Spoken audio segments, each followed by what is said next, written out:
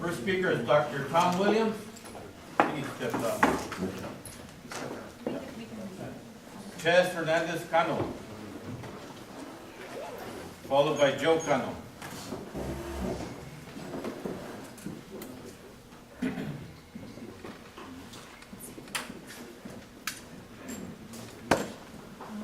you, everyone, for giving me this opportunity.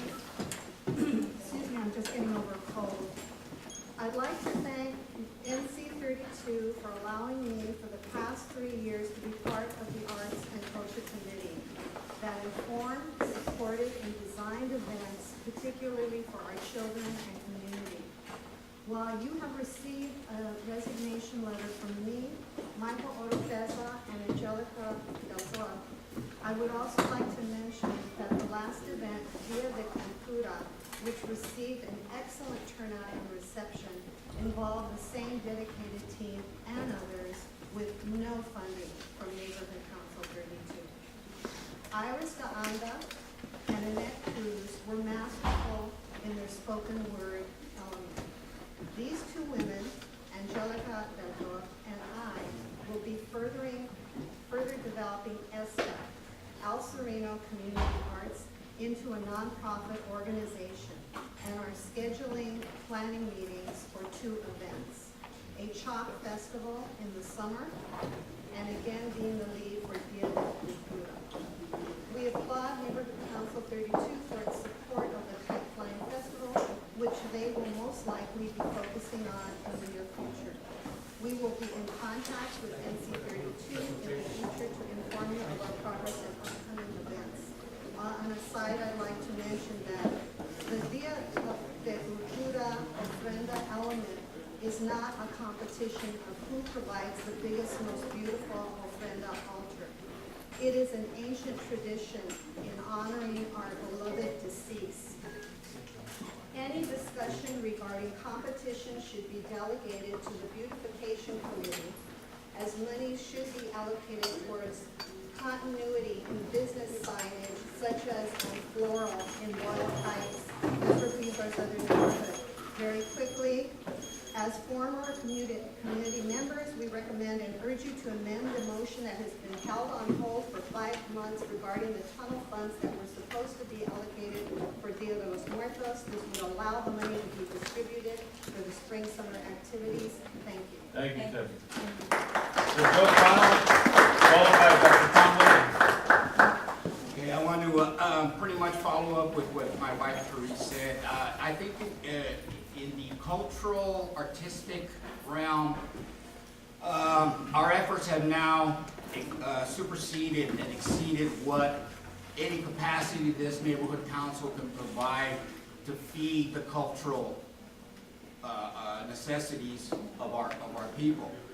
She mentioned that there was an attempt, and it was brought to my attention, somebody newly affiliated with the council was trying to over-commercialize, making an attempt to over-commercialize a very sacred day where people are coming to grips with the death of a loved one.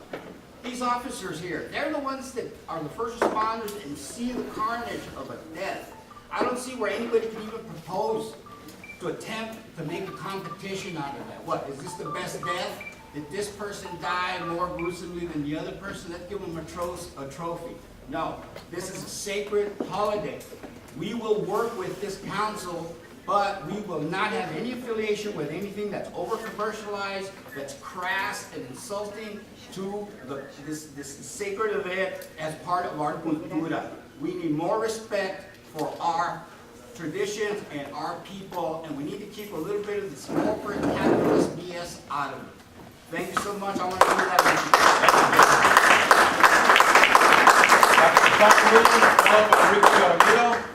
Dr. Ricky Ramiro.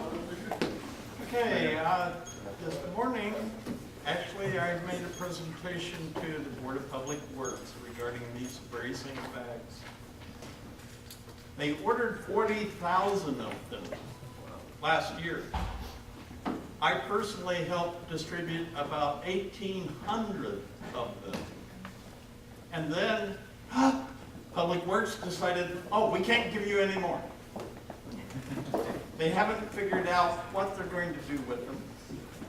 unfortunately, the supply dried up just November 1. So a lot of senior citizen centers, including this one, wanted them for the holiday celebrations, but they couldn't get them. So I say I'm kind of concerned now. Why not?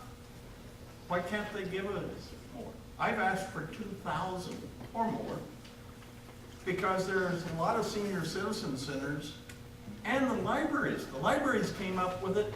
Give each one to a child who comes to the children's hour. Oh, innovative. Rather than one by one by one by one, giving out to us. So there are ways. There's a Public Records Act request for all correspondence, all documents regarding this poor little bag from the Board of Public Works. So I will be giving you an update later on. Then, there's the Soda Street Bridge. Keep talking. And we don't know what's happening. Has anyone ever called the telephone number for